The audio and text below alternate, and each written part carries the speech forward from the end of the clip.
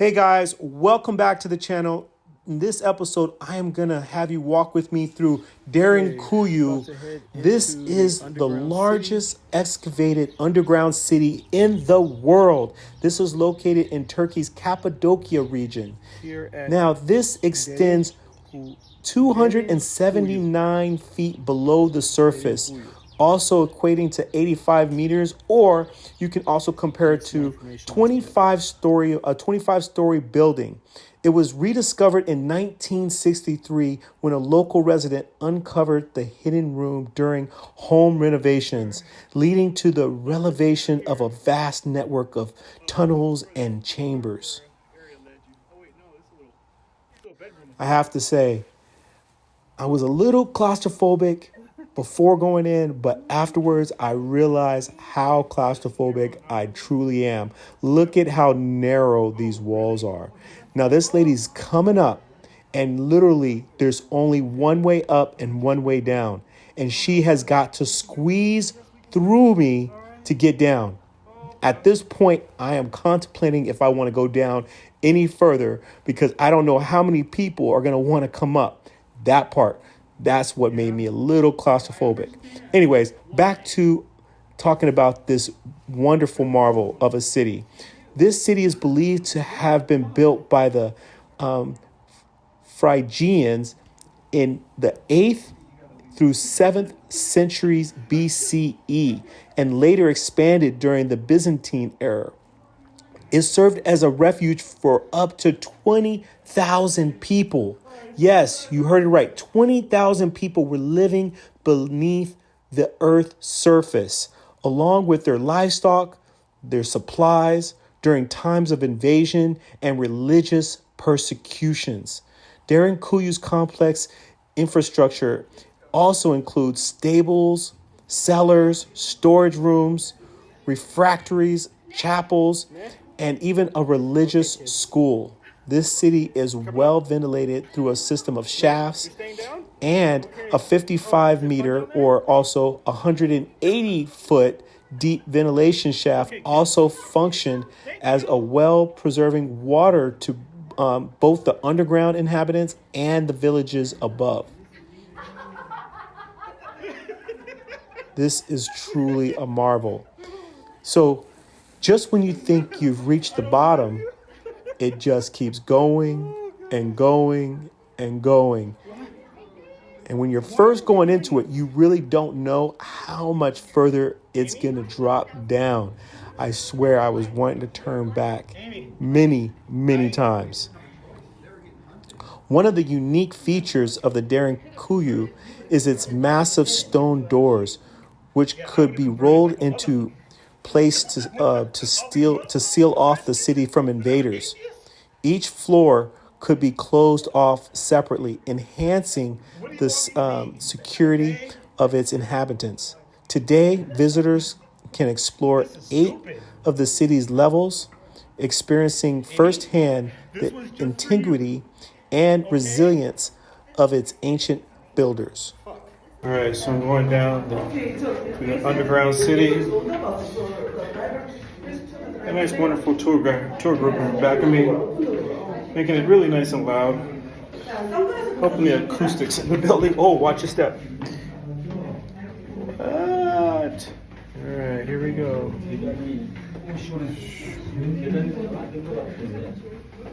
이 계단은 관광지용으로 만들었고요. 옛날에 계단이 존재하지 않았습니다. I don't know how far down we're going, but we're going. Woo! I don't know how I keep getting down all these underground cities. It's nice and cool down here. Let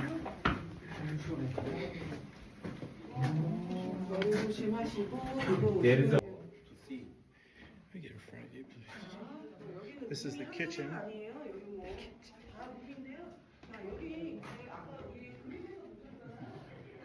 This is where we got our grub on at back in the day. Used to be up in here. We used to be grubbing. Excuse me, you speak English together? If you want, we are giving here guiding service. This way you can't understand. Nothing written, no explanation, nothing written. And all the way it gets smaller than this. It's okay. We are giving free guiding, but it's up to you. Oh, Lord. Oh, okay. All right. All right.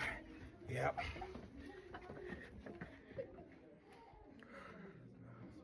Underground city. All right. Yep. Well, when we didn't know that there was such thing as sunlight, we lived down under here. Actually, that actually brings up a good point. Have you guys ever heard of Plato's allegory of the cave, presented in his book, The Republic? Now, check this out. In the allegory of the cave, imagine individuals chained inside a dark cave from birth, unable to move their heads, seeing only the wall before them, right? Behind them burns a fire, and between the fire and the prisoners is a parapet along which puppeteers can walk. The puppeteers who are behind the prisoners hold up puppets that cast shadows on the wall of the cave. The prisoners are unable to see the puppets, the real objects that pass behind them. What the prisoners see and hear are the shadows and echoes that cast by objects that they do not see. Now check it out. When if a prisoner is freed and exposed to the world outside the cave, he initially suffers pain and confusion, but gradually perceives the true forms of the objects he once saw only as shadows.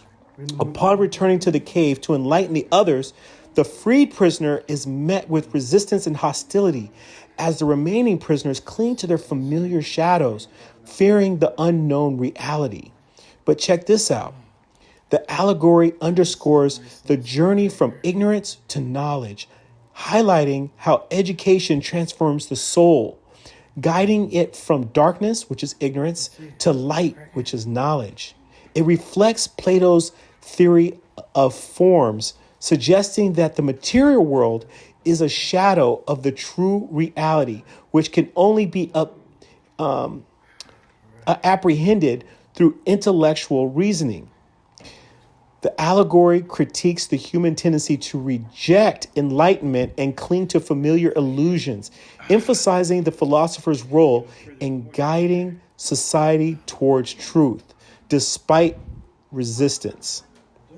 This reminds me of this. There was 20,000 people living in here, but the difference is they were actually living in here for safety.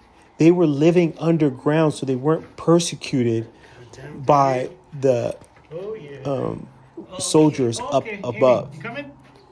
Now, the other thing that I find to be amazing is that there was schools down here. They had a large school where these kids grew up living down here, not being able to go above and see sunlight. For how many years? I have no idea. That, to me, is just amazing. That's a picture. Hold on. Okay. I don't know if I could survive to live down here, but it shows that what we can endure as human beings is truly, truly amazing.